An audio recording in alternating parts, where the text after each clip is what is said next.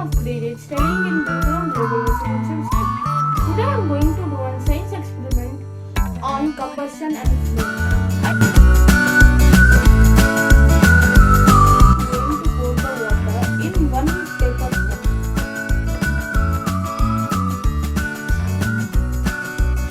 And now I will light the candle. I am going to place this paper cup upon the candles.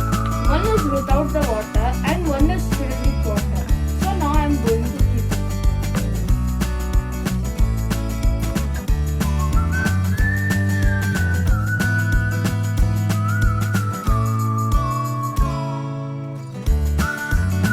So as you can see, the cup is burning. The cup in which water is there is not burned, but the water is getting heated because the heat